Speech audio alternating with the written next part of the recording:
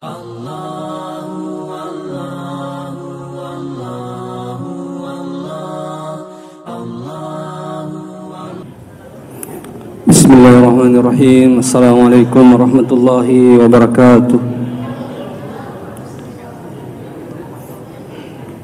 Alhamdulillah nahmaduhu wa nasta'inuhu wa nastaghfiruh wa na'udzu billahi min shururi anfusina wa min sayyiati a'malina. May yahdihillahu fala mudilla lahu wa may yudlil falan tajida lahu waliyyan mursyida. Asyhadu an la ilaha illallah wahdahu la syarika lahu wa asyhadu anna Muhammadan abduhu wa rasul. Allahumma salli wa sallim wa barik ala sayyidina Muhammadin wa ala alihi wa sahbihi ajma'in, amma ba'd. Subhanaka ya Allah la ilma lana illa ma 'allamtana innaka antal alimul hakim. Rabbi shrah li sadri wa yassir li amri wahlul 'uqdatam min lisani yafqahu qawli. Sidina salam lebihkan ki hadir, alhamdulillah tersyukur tandingan kalau sisi raja kuasa pun Allah Subhanahu wa taala karena kesempatan nikmat iman, nikmat hidayah ngairingi pun Allah Subhanahu wa taala. Karena alhamdulillah pada kaki hadir tempat yang penuh barakah ini guna melaksanakan kewajiban kita sebagai umat Islam, yaitu salat maghrib secara berjamaah. Salawat serta salam senantiasa tercurah kepada baginda Rasulina Muhammad sallallahu alaihi wasallam, Nabi sebagai rahmatan lil alamin, Nabi sebagai uswatul hasanah, contoh teladan bagi kita semua. Bapak Ibu sekalian yang dirahmati oleh Allah Subhanahu wa taala, kembali kita akan melanjutkan pengajian kita, pengajian fikih. Alhamdulillah, bulan yang lalu kita sudah memasuki pembahasan terkait masalah salat. Waktu-waktu salat kita sudah jelaskan. Kemudian syarat wajib salat, siapa-siapa yang diwajibkan salat. Jadi muslim, orang yang balik dan orang yang berakal yang diwajibkan salat. Kemudian selanjutnya adalah bab syara'iti sihhatis salati. Bab tentang syarat-syarat sahnya salat. Jadi ada syarat wajib, ada syarat sah. Syarat wajib itu artinya yang diwajibkan salat. Ini muslim, orang yang sudah balik, dan orang yang berakal. Itu yang diwajibkan. Ada syarat-syarat sah, yaitu syarat-syarat yang menyebabkan salat itu sah. Ketika tidak terpenuhi maka salat itu juga tidak sah. Jadi yang dimaksud dengan syarat itu adalah ma yalsimu min adamihi adamus sihhati wa laysa biruknin. Yang dimaksud dengan syarat itu apabila dia tidak ada maka tidak sah ibadah kita itu. Salah satunya tidak ada maka tidak sah, dan dia bukan merupakan rukun. Jadi sudah sering dibahas bahwa jadi dalam ibadah itu yang sangat penting itu adalah syarat sah dan rukun dalam ibadah. Harus selalu terpenuhi dua itu. Jadi syarat itu adalah sesuatu yang diwajibkan di luar ibadah, kalau rukun sesuatu yang diwajibkan di dalam ibadah. Itu rukun, itu perbedaannya. Wa syara'itus salati qabla dukhuli fiha khamsatu asya'. Syarat-syarat salat sebelum masuk waktu salat, sebelum masuk salat itu ada 5. Ya, jadi syarat itu artinya hal-hal yang diwajibkan sebelum salat. Itu ada 5 bapak-bapak sekalian yang harus terpenuhi. Yang pertama, taharatul a'da'i minal hadathi. Anggota tubuh harus suci dari hadas. Staritu li sihhatis salati taharatu anil hadas. Sawan bidzalikal asghari wal akbari indal qudrati. Jadi disyaratkan syarat sah salat itu harus suci dari hadas, baik hadas kecil maupun hadas besar. Jadi kalau di mas sempayat tahu maaf, kalau dia sudah buang hajat, apakah buang air kecil atau buang air besar, kecuali dia berwudu. Atau ketika dia misalnya junub, ya harus mandi. Itu harus, tidak boleh. Jadi kalau kata orang sempajang ini majen ya tidak sah salatnya. Kecuali misalnya memang kalau tidak ada yang bisa dipakai bersuci, digagawai. Kimajen digagawai, miki matayamu, tidak ada juga debu, tidak ada tanah yang bisa dipakai. Ada khilaf di kalangan ulama tentang itu. Angin ceran kutu sempajang ini. Mencap kutu sempajang di pejagagawai, miki matayamu itu gagawai dipakai matayamu. Sebagian ulama kalau mazhab Syafi'i itu mengatakan ya harus tetap salat lihurmatil waqti. Asal pajabawan ni aja temajen ni aja teman tayammum untuk menghormati waktu, tapi nanti setelah mendapatkan air diulang salat itu. Itu dalam mazhab Syafi'i. Tapi sebagian ulama mengatakan ajak bawan nama jen ni ajak tu mata ini sampai ajak bawan no. Jadi ketika dapatkan air tidak perlu mengulang ya. Jadi ada sebagian ulama berpendapat seperti ada dua pendapat. Kalau kali aja mengulangi nah, itu kan sudah sah itu. Karena kan kita kan ya kan ada riwayat itu mengatakan idza takumul amr fatu mastata'tu. Ketika datang suatu perintah kepada kamu maka lakukanlah perintah itu sesuai dengan kemampuanmu. Ya kau digagawa ya itu gagawa di pagi mantayamu ya sampai jabaw ni aja teman jenek dan tidak perlu diulangi oleh sebagian ulama. Tapi kalau mazhab Syafi'i mungkin karena kehati-hatiannya maka dah sampai jabawan jolo untuk menghormati waktu. Nanti ketika dapat air baru salat itu diulangi. Ya kalau memang modelnya seperti itu. Itu karena kehati-hatian mazhab Syafi'i, Imam Syafi'i rahimahullah taala. Jadi harus bersuci Pak, tidak bisa tidak. Ketika kamawai, kode pelegawai ada debu ya harus bertayamum. Dalilnya idza kuntum ila salati faghsilu wujuhakum. Nah, kalau Allah Ta'ala ya kemelo kota tong sempajang maka cucilah wajah kalian, basuhlah wajah kalian. La yaqbalullahu salata bighairi tahurin. Nasa Nabi tarin Allah Ta'ala si dia sempajang tanpa bersuci. Nasa Nabi Muhammad SAW. Jadi itu menunjukkan bahwasanya syaratnya salat itu harus suci dari hadas, baik hadas kecil maupun hadas besar. Jadi tujunuki harus mandi. Digagol Ustaz bertayamum. Kita kan sudah pernah bahas ini Pak. Jadi bagaimana caranya bertayamum juga pernah kita bahas. Itu makanya penting sekali. Jadi mandi berwudu itu sangat ibadah. Banyak sekali orang yang menganggap penting berwudu itu, bertayamum itu. Padahal itu sangat terkait sekali dengan salat. Yang kemudian mengkanja ya itu berpengaruh juga kepada salat. Itu syarat yang kedua Pak. Jadi harus suci dari hadas. Dia di masa sampaya itu kupur teme sudah BAB dia nama jene. Atau ketika dia junub dia di masa panjang kode napura dio bapak-bapak misalnya. Walau shalla bi ghairi taharatin wa kana muhdatsan inda ikhramihi lam yaqad salatahu amidan kana unasian. Kalau kata masa panjang dia takbiratul ihram dalam keadaan hadas dengan pernah jene, maka salatnya itu tidak sah.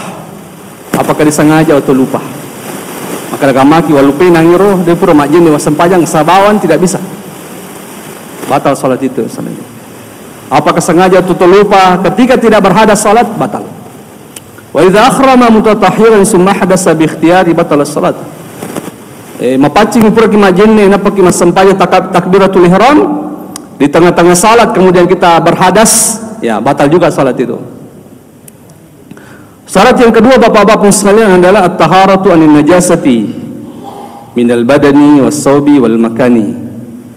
Jadi syarat yang kedua adalah harus suci dari najis baik tubuh kita, pakaian kita atau tempat salat kita. Jadi di masa sempajang tahu batal sempajang tak masa sempajang dengan najis. Aku pakai atta. Kecuali najis itu bisa dibuka. Kecuali najis itu bisa dibuka, maka dibuka, silahkan buka, kemudian lanjutkan salat. Misalnya lupa maka dia matangin masam pajang misalnya, tapa nakan najis songkota misalnya, maka lemparkan saja songkot itu, lempar bawah ni songkota, kemudian lanjutkan salat. Itu artinya kan bisa. Kan cica ini kan sebenarnya pernah kita bahas, itu ada khilaf ya. Apakah najis atau tidak? Sebagian mengatakan tidak najis karena dia adalah hewan yang tidak memiliki darah yang mengalir dan susah untuk dihindari. Jadi engkau panita mangkadai kote cica tidak najis karena itu susah untuk dihindari. Susah untuk dihindari dan dia adalah salah satu hewan yang tidak memiliki darah yang mengalir.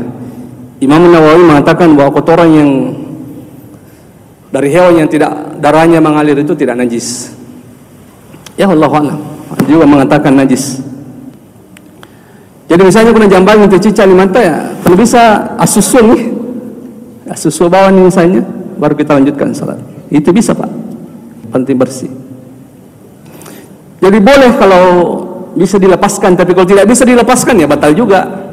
Kau baju juta nak kena sempajang anak kena najis misalnya kan tidak mungkin Pak. Ibu kayak kancing na baju juta. Kayak itu berarti batal. Atau ibu makunre misalnya kerudungan nak kena najis kan tidak mungkin dibuka. Ya, ketika dibuka kan berarti batal juga kan salahnya itu ya. Kecuali kau songkok tadi misalnya kan bisa. Jadi kalau memang najis itu bisa dilepaskan ya dilepaskan dan dilanjutkan salat. Tapi kalau tidak bisa dilepaskan ya batal salat itu Bapak Ustaz. Batal salat. Jadi tidak boleh najis itu karena pakaian.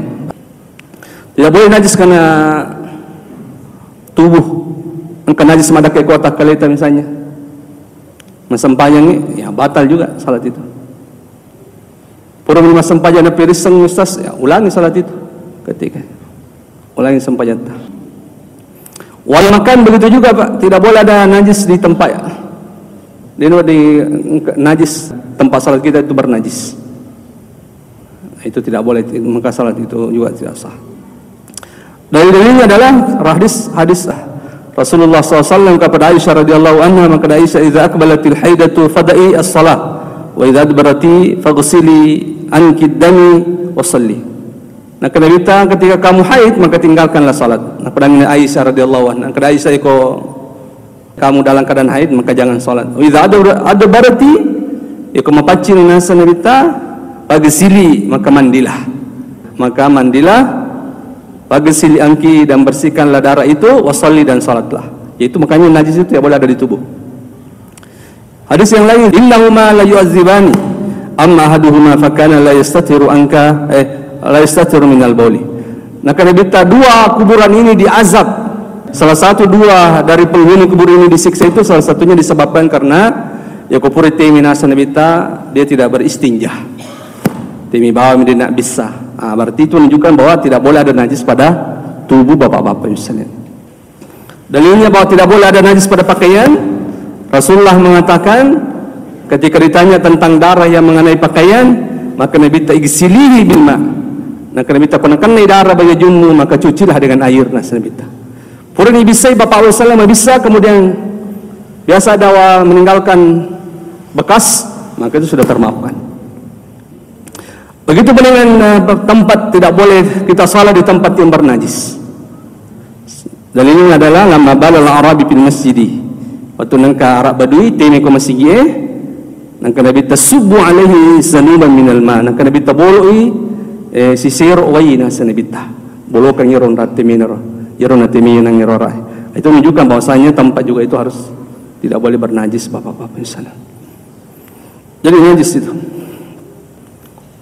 Illa najasata kismani, najasatu waqi'atun fi masallatil afwa wa najasatu la ya'fa anha. Jadi najis itu ada dua Pak, ada najis yang tidak termaafkan, ada najis yang dimaafkan. Najis yang dimaafkan ya tidak membatalkan salat.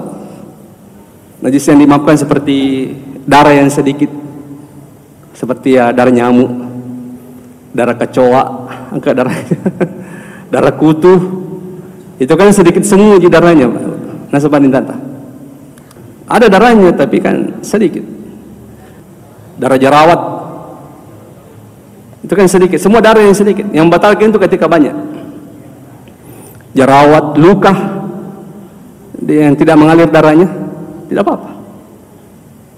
Itu tidak membatalkan misalnya. Itu semua itu termaafkan. Termasuk tadi itu yang diperselisihkan ulama itu ya, tentang tai cicak itu. Jadi dia mengatakan itu bukan najis karena dia adalah hewan yang tidak memiliki darah yang mengalir. Yang kedua adalah susah untuk dihindari karena memang itu Pak tabiatnya cicak itu memang membenci manusia. Nah, jadi memang puji memang itu jambang ini, karena memang dia tabiatnya membenci manusia itu. Jadi pernah kan disampaikan bahwa itulah makanya cicak itu bagi yang membunuhnya itu kan dapat pahala. Ya karena memang tabiatnya hewan pasik, apa namanya? Dia memang hewan pasik ya. Ajak sifat memang, tabiatnya memang ajak sifat. Makanya kalau ada yang membunuh itu ya satu kali pukul langsung mati, ya itu 100 kebaikan, dapat 100 kebaikan. Ya kau bikin dua menibam panamante ya sudah mulai berkurang pahalanya. Jadi kemungkinan cicas satu kali pukul mati, lebih besar pahalanya. Ya memang tabiatnya itu, dan memang dia susah untuk dihindari. Dia di mana-mana bapak-bapak sekalian. Ya Allah alam, Allah alam. Jadi ada memang najis-najis yang termaafkan. Termasuk najis bangkai apa namanya? Bangkai dari hewan yang tidak memiliki darah yang mengalir, lalat misalnya, bangkainya. Ya ada darah ya, ada memang najis yang tidak termaafkan. Seperti darah yang banyak, air kencing. Air kencing pun kalau sedikit, Pak. Maaf, misalnya koteknik, misalnya kita tidak melihat percikan-percikannya itu yang tidak terlihat itu kata para ulama itu termaafkan juga. Kecuali kita tahu banyak mengenai celana kita pakai.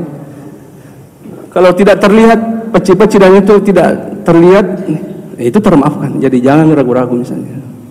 Atau melawan kita peci-peci ke bawah jipo-jipo. Itu makanya kan sunnah koper kita disuruh ki peci-peci gitu. Jipo-jipo iwahiron celana supaya tidak ada keraguan-raguan mengatakan bahwa ini air kencing misalnya. Ya, untuk menghilangkan keraguan itu bapak-bapak besar. Jadi kalau percikan-percikan sedikit kata perawan itu termaafkan air kencing. Tapi kalau banyak nabolok itu mana sih? Kotoran manusia ya najis. Kotoran itu selain itu najis. Bangkai ya bangkai kecuali bangkai apa? Bangkai ikan dan bangkai belalang, dan bangkai manusia juga tidak najis. Darah yang banyak, kemudian air liur anjing dan babi, itu kan najis semuanya. Jadi kalau itu mengenai kita ya. Dan najis yang membatalkan salat itu yang adalah najis yang dibawa dalam salat bapak-bapak sekalian. Sampai dikatakan para ulama di sini, law asaba tarfu saubahu amamatahu najasat ma. Law qubida tarfu habala aw shiddahu fi wasdihi wa tarfu al-akhar najas. Umuqa ala najasat wa fi khilaf ar-rajih fi saril kabir wa radati al-batalan. Kalau beritakan kata mas sempanya misalnya makatani tulu mas sempanya katani tulu mas sapinna. Yaro loko na katani yaro, capan yaro tulu yaro itu ada najis bapak-bapak sekalian. Itu dianggap membawa najis, batal salat kita itu. Misalnya ya makatani asuki nakatani tulu nasue. Kan kebanyakan mengatakan anjing itu najis, terutama dalam mazhab Syafi'i kan. Kalau Imam Malik kan mengatakan tidak najis, tapi kan lebih hati-hatinya najis. Ya dulu kan ya katanya itu lu Rasul Pak, tapi kan capak dari tulekan najis Pak. Berarti itu sama halnya membawa kita itu membawa najis dalam salat. Dia itu nak katanya Yesus, tapi ya katanya itu lu capak dari tule najis, berarti itu membawa najis, batal salat itu. Atau mungkin sapi tapi koro alon nero sapingnya misalnya ada najis, onra nero tulu bapak misalnya seorang batal juga. Ya karena dianggap membawa najis. Kecuali baku dan sepanitate maka tani tulu misalnya. Kemudian nero alon sapingnya tidak bernajis, tapi laka nero sapingnya yang najis, maka itu tidak dianggap membawa najis karena antara kita dengan najis itu ada perantara yang suci bapak-bapak misalnya. Walau shalla ala bisati tahtahu najasa wa ala tarfi najasa wa ala sarirati qawaimi ala najasa lam yadur. Masam pajang misalnya ke najis kemudian tapi baki ape esek nir najis itu tidak membatalkan juga. Atau misalnya sujudata engka kur biri-biri cek dero najis tidak membatalkan juga. Atau misalnya masam pajang ku esek ke soroe yero aja nero ke soroe yero tapaco iku najis misalnya asana ranjang yero aja ranjangnya. Ya sih nak ranjang mas sempayang, itu tidak berpengaruh Pak, itu tetap sah. Jadi itu masalah yang kedua, harus suci dari najis. Yang ketiga satrul aurah, bilibasi tahir wal wuqufu ala maqamin tahir. Jadi harus syarat yang ketiga dalam salat itu harus menutup aurat. Tidak boleh tidak menutup aurat. Auratnya laki-laki itu salat itu ya, baik dalam salat maupun di luar salat itu adalah antara pusar dan lutut. Baik di luar salat maupun dalam salat. Cuma nasapan tata sangat dianjurkan untuk menutupi lengan ini saling masam pajang. Makruh hukumnya kalau kata masam pajang itu terlihat ininya selengkana. Ya, angkanya harus ditutupi. Tapi sebenarnya salatnya sah. Jadi kalau tak sampuni posisi tersebut tutah itu sah. Tapi kalau tidak pakai baju misalnya kan tidak beretika juga berarti makruh, makanya ulama makruh itu. Ya, kan ada hadisnya itu. Ya, Rasulullah mengatakan bahwa tidaklah pantas seorang laki-laki salat itu sementara bahunya itu tidak tertutupi. Ya, itu makanya ulama mengatakan sebagai mengatakan hukumnya wajib menutupi ya bahu ini ketika salat. Maka rukun kata dia misalnya ya. Tapi apakah salatnya sah? Sah saja. Cuma dia tidak beradab. Kalau perempuan, auratnya perempuan itu seluruh anggota tubuhnya harus ditutupi kecuali wajah dan telapak tangan. Telapak tangan itu kata para ulama, telapak tangan di sini dan zahirnya. Jadi boleh kelihatan perempuan itu dalam salat itu Pak, telapak tangannya dengan zahirnya di atasnya ini. Itu boleh. Kita misalnya imunrie, soalnya zahirnya di atas ini dan di bagian telapak tangan kelihatan, itu boleh. Cuma itu dua saja. Bagaimana dengan perempuan yang pakai cadar? Kalau dia kata para ulama takut wajahnya terfitnah oleh laki-laki, misalnya kalau dia, maka tidak apa-apa pakai cadar. Tapi kalau dia misalnya tidak dilihat oleh laki-laki, maka lebih abdal dia membuka cadarnya. Abdal dia membuka cadarnya. Kan sama kan ketika tawaf juga kan begitu, perempuan itu tidak boleh menutup wajah ketika salat bapak-bapak misalnya. Jadi auratnya perempuan itu seluruh tubuhnya kecuali wajah dan telapak tangannya. Telapak tangan di sini maksudnya bagian bawah dan bagian atas. Itu boleh kelihatan. Selain daripada itu harus tertutup bapak-bapak yang sekalian. Kecuali yang menjadi hilaf itu tumitnya. Apakah batal perempuan itu ketika salat kelihatan tumitnya? Ada hilaf. Imam Ahmad mengatakan tidak batal. Tapi sebaiknya ditutupilah. Sebaiknya ditutupi bapak-bapak yang sekalian. Wa amma satru awrati fa wajibun mutlaqun hatta fil khulwati waz zulmati ala ar-rajih. Lianna Allah Ta'ala haqqun yastahya minhu. Menutup aurat itu wajib secara mutlak. Harus menutup aurat itu. Hatta fil khulwati was sulmati. Walaupun perempuan itu salat dalam keadaan sendiri dan gelap, di dalam kamar mati lampu topi misalnya, itu juga minta Ustaz aja bantu mak berjaju masam panjang, tidak boleh. Harus menutup aurat. Walaupun dalam keadaan sendiri, dalam keadaan gelap, harus menutup aurat. Kalau tidak batal. Kenapa? Lianna Allah Ta'ala haqqu yastahyi minhu. Karena kita lebih berhak untuk malu kepada Allah Subhanahu wa taala dibandingkan kepada manusia. Jadi kadang-kadang kita itu minta kita tidak, kan Allah melihat kita itu. Kecuali memang kalau tidak ada pakaian. Niki masam paja de gaga bajaju. Itu gaga ni apa masuk itu sempajangnya? Kita tidak menemukan pakaian atau tidak ada kita temukan sesuatu yang bisa menutupi. Kan bisa juga itu Pak, kalau tidak ada pakaian kita pakai daun-daunan misalnya. Daun-daun kayak pakai ialah nih pakai untuk tutup aurat. Tapi kalau sama sekali tidak ada ya, maka salat dalam keadaan telanjang.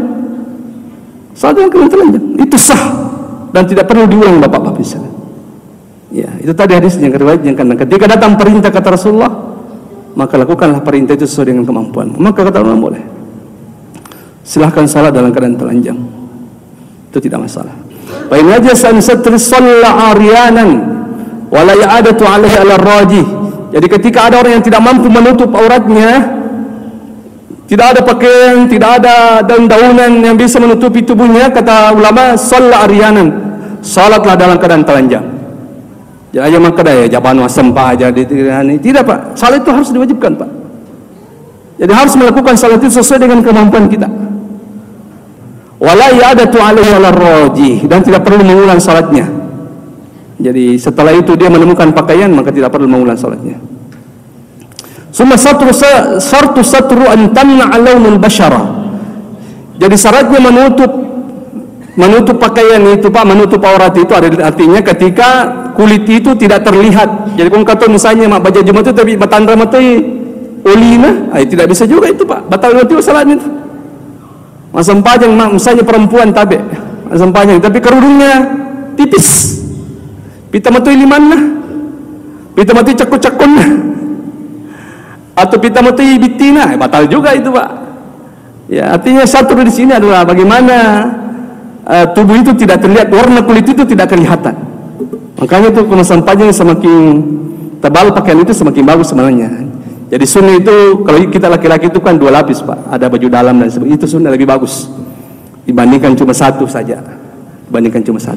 Semakin tertutup kan semakin bagus. Jadi kalau tipis, ini misalnya orang mali Pak kita pipita mipang nih, apa manipi orang misalnya.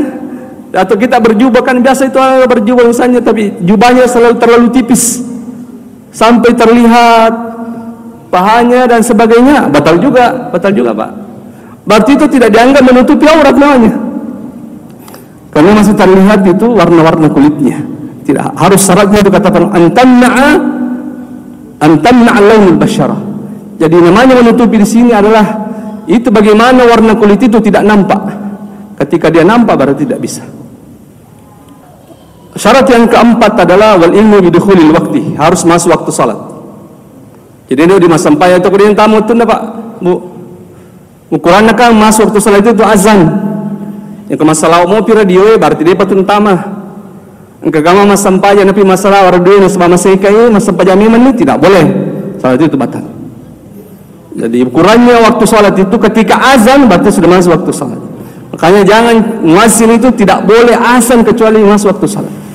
Jangan kada bangun sijak dia mereka masih sijak tidak boleh. Karena jangan sampai tapa kata mas sempanyang nih, kita berdosa juga itu akhirnya. Jadi azan itu menunjukkan masuk waktu salat. Ya kalau kata masih misalnya kalau mas sempanyang ya, kurban itu sempanyang nih. Masih kaki misalnya yang kami tahu. Jadi tidak boleh Pak bersalat sebelum masuk waktunya. Kalau ada yang salat di luar waktunya maka salatnya batal. Karena waktu salat itu sudah ditentukan oleh Allah Subhanahu wa taala. Kita sudah bahas inna salata kanat 'alal mu'minina kitaban mawquta. Jadi salat itu bagi orang-orang mukmin itu waktunya telah ditentukan. Jadi jangan dirubah-rubah waktu itu. Jangan dirubah-rubah. Aja maka dia masam pajami mana masjid tidak boleh. Yang terakhir adalah istiqbalul kiblah. Syarat yang kelima harus menghadap kiblat bapak-bapak sekalian. Jadi harus menghadap kiblat. Kemasam panjangnya. Ya kalau dia itu menghadap kiblat dengan sengaja, ya batal salat kita. Jadi harus kata Allah Subhanahu wa taala, "Fawalli wajhaka syatrul masjidil haram. Wa haitsu ma kuntum wallu wujuhakum syatrah." Jadi hadapkan wajahmu ke Masjidil Haram. Dimanapun kalian berada, maka hadapkanlah wajahmu kepada Masjidil Haram. Wastaqbilul qiblah wa kabbir, menghadap kiblatlah dan bertakbir. Thumma al-fardu fi haqqil karibi min al-qiblati isabatu 'ainiha bi yukhaziha bi jamil badani. Jadi syaratnya menghadap kiblat itu ketika kita melihat Ka'bah, pastikan seluruh anggota tubuh kita itu menghadap ke Ka'bah, karena kan Ka'bah kiblat itu. Ketika kita melihat secara dekat. Wa amal ba'id fa fi fardi fa fi haqqihi qaulan. Ia kumabelai Ka'bah misalnya, ada 2 pendapat ulama. Pada misalnya ini kok ke Indonesia kan tidak melihat Ka'bah itu tidak dilihat. Ada 2 pendapat ulama. Pertama azharuha aidan isabatul ain lil ayah lakinnahu yakfi ghalabatu dhanni. Jadi ada yang mengatakan pendapat pertama mengatakan harus menghadap kiblat sesuai dengan ghalabatu dhanni. Keyakinan kita kalau manusia ni menghadap kiblat nai, maka ni arah kiblat dia. Sesuai dengan keyakinan kita. Keyakinan yang ada pendapat kedua mengatakan jihah. Asal menghadap arah berdasarkan arah. Tadi satu berdasarkan keyakinan yang banyak. Kalau yang kedua pendapat mengatakan berdasarkan arah, kata teman-teman dia kan ini jadi berdasarkan arah saja. Misalnya kita ke Indonesia kada iwatan kiblat, ketika kita menghadap kiblat itu mengeluatkan misalnya sampai itu sudah sah. Karena kan arahnya itu. Jadi ada 2 pendapat dalam itu. Yang kedua dia harus ku yakin tolong kada Kamu ini tetap harus bagaimana caramu yakin sekali bahwa betul-betul menghadap kiblat. Engkau pandangan kayak dia, dek, asal kamu mensalat berdasarkan arahnya saja. Jadi di Indonesia kan arah kiblat itu kan di barat, Pak. Jadi kalau kau teman sempajang mengelawatang, insya Allah sudah sah salatnya itu. Ya Allah alam, bisawab. Saya rasa cukup ya. Mungkin sisa waktu yang ada, kalau ada yang bertanya saya bisa jawab, saya jawab. Kalau tidak, saya bisa ditanyakan pada ustaz yang lain. Bismillahirrahmanirrahim. Assalamualaikum warahmatullahi wabarakatuh. Terima kasih atas kesempatan yang diberikan kepada kami. Adapun melakukan Allah berutah yang itu mengenai wajib seorang muslim untuk melaksanakan sholat kalau balik, baik laki-laki maupun perempuan. Tentunya dalam hal ini biasa kalau balik biasa bolong-bolong, artinya biasa juga biasa tode. Bagaimana ini yang ditinggalkan ini wadigaro ikada atau bagaimana selama dia balik. Kedua, mungkin di luar materi, pernah saya ikuti pernikahan di Makassar. Pernikahan mandri tahu dalam pesta itu digaga tuangan, sedangkan saya itu kalau saya di kuda kurang sapa kakak daerah dengan ditojok ten mandre. Di bagaimana ini anunya kira-kira? Masih ada saya kan, tapi mengingat waktu saya tidak terlalu panjang. Demikian. Assalamualaikum warahmatullahi wabarakatuh. Assalamualaikum warahmatullahi wabarakatuh. Orang yang sudah balik meninggalkan salatnya. Jadi ada dua pendapat ulama, Pak. Jumhur ulama, mayoritas para ulama mengatakan harus diqada. Jadi harus berusaha ranking kira-kira berapa lama itu kita tinggalkan. 1 tahun berarti harus diqada selama 1 tahun juga. Itu menurut mayoritas para ulama. Karena hutang kita katanya kepada Allah itu tuh lebih berhak untuk dibayar dibandingkan hutang kita kepada manusia. Jadi ku sitong dan kada sitong disempajaku pura biasa sitoro din kau sempajang. Jadi sempajak selama 1 tahun itu mengkada terus salat. Kau pergi masa pajak subuh misalnya, kada sigi masa pajak subuh untuk mengkadat. Pergi masa pajak loro, ini salah satu cara ulama, ini salah cara. Artinya itu mesti mampu caranya. Pergi masa pajak loro, maka desi masa pajak loro untuk mengkada yang lalu. Pergi masa pajak ngasar, maka desi masa pajak ngasar untuk mengkada yang lalu. Kita lakukan begitu terus selama 1 tahun. Berarti kita mengkada 1 tahun. Sebagai ulama mengatakan orang yang balik meninggalkan salatnya, dia cukup bertobat saja. Dia bertobat dan memperbanyak salat sunnah. Dia bertobat dan memperbanyak salat sunnah. Jadi mudah-mudahan dengan salat sunnah ini mampu menutupi salat-salat yang ditinggalkan itu. Itu oleh sebagian ulama. Saya lihat ini ulama-ulama Saudi itu ya lebih banyak merajihkan ini. Ya, jadi dia menganggap bahwa orang yang meninggalkan salat itu kan orang fasik, orang yang melakukan dosa besar. Maka orang yang melakukan dosa besar itu harus bertobat. Dia cukup bertobat, kemudian dia memperbanyak salat sunnah. Jadi ada dua pendapat ulama tentang ini. Ya, mayoritas kebanyakan para ulama mengatakan harus diqada, harus diqada. Kemudian makan dalam keadaan berdiri, ya, itu jelas hadisnya, cuma tidak sampai pada derajat haram. Hadis Rasulullah riwayat Muslim. Naha Rasulullah SAW an syarbi qa'iman. Rasulullah melarang untuk minum berdiri. Abi Qatadah bertanya, bagaimana dengan makan berdiri? Maka sahabat itu mengatakan, dzalika asyarru wa ahbath. Kalau minum berdiri saja dilarang, maka makan berdiri itu lebih buruk, lebih dilarang maksudnya. Makanya hukumnya makan berdiri itu makruh. Tolong dihindari. Karena ya manfaatnya juga dari segi kesehatan kan, kalau makan bahayanya dari kesehatan ini kalau makan berdiri itu kan bahaya, Pak. Bu, minum berdiri.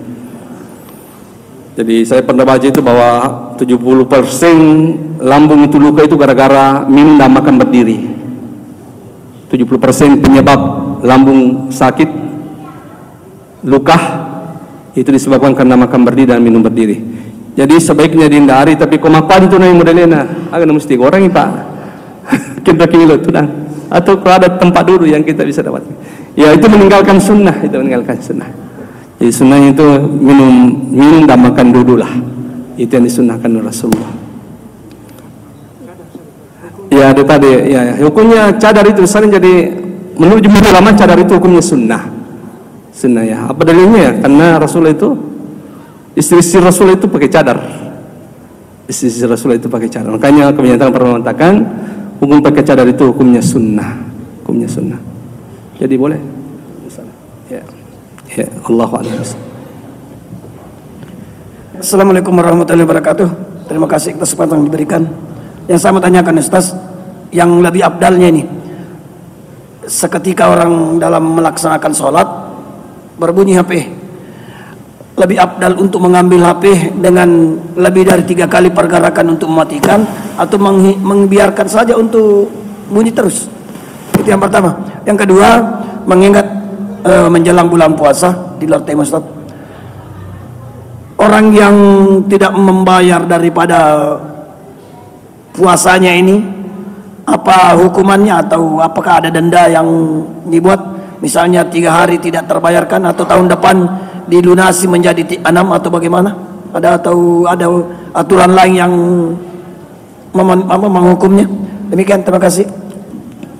Ya, sementara salat bunyi HP. Kalau kita mampu mematikannya tanpa 3 gerakan berturut-turut, itu lebih abdal. Karena itu mengganggu sekali. Mengganggu sekali. Kutu lepas 1 kali gerakan matinya. Pak ketemu. Karena itu, makanya itulah benar cocok itu je. Perisa juga HP itu aja kami sampai yang sampai, karena itu mengganggu Pak. Mengganggu, itu mengganggu semua. Apalagi merajatun suarana. Apalagi kalau nadanya itu nada lagu-lagu kira-kira mana tuh sini masih. Kalau bisa melakukan mematikan itu dengan gerakan yang tidak sampai 3 kali berturut-turut, itu lebih abdal dimatikan. Karena gangguannya, darahnya ketika membiarkan itu lebih besar. Kalau di Mesir itu atau di Saudi itu, karena mereka tidak bermazhab Syafi'i Pak. Jadi di beranggapan bahwasanya gerak dalam salat sepanjang ada manfaatnya boleh. Jadi dia itu nampak suapi, nampak naunu, nampak tahun memang. Kan yang mengatakan tidak boleh, yang membatalkan salat 3 gerakan berturut-turut itu kan mazhab Syafi'i saja. Ulama lain mengatakan ya, yang penting gerakan itu ada manfaatnya, tidak apa-apa. Yang kalau ada gerakan yang tidak ada manfaatnya itu tidak boleh. Makanya jangan kira kematian itu sampai di Saudi itu nampak suapi dan naunu. Karena dia menganggap bahwa mematikan itu lebih abdal dibandingkan membiarkan. Karena kalau dia membiarkan, maka orang terganggu lebih banyak sekali. Jadi itu saja. Kalau mampu mematikan tidak sampai 3 gerakan berturut-turut, itu lebih abdal. Allah Allah.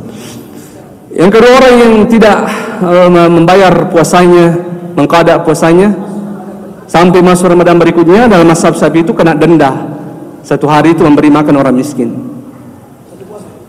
Satu puasa ini 1 hari. Jadi kalau 10 berarti 10 orang miskin juga. Jadi dia kena fidyah, bayar kena fidyah juga. Bayar kena fidyah juga. Ya Allah a'lam. Itu dalam mazhab Syafi'i. Allah. Assalamualaikum warahmatullahi wabarakatuh. Salam. Terima kasih Ustaz. Terkait masalah sholat Ustaz, pernah saya dengar Ustaz bilang ada pendapat mengatakan salah satu penyebab tidak sahnya sholat yaitu kalau anggota sujud terhalang. Salah satu contohnya pakai masker. Karena biasa lihat ada orang pakai masker sholat. Bagaimana juga yang perempuan yang bercadar tidak membuka cadarnya, kan dia menghalangi alat sujudnya yaitu hidung. Yang kedua Ustaz, tadi dikatakan bahwa tingkatan najis itu ada yang dimaafkan dan ada yang tidak termaafkan. Salah satunya nyamuk, karena tidak mengalir darahnya. Tapi kalau nyamuk yang habis, yang sudah makan Ustaz, biasa banyak darahnya Ustaz. Bagaimana ini? Ya, terima kasih. Jadi imam dalam mazhab Syafi'i, jadi beda mazhab Syafi'i dengan Imam Ahmad. Mazhab Syafi'i itu tidak boleh dahi ini terhalang dalam sujud.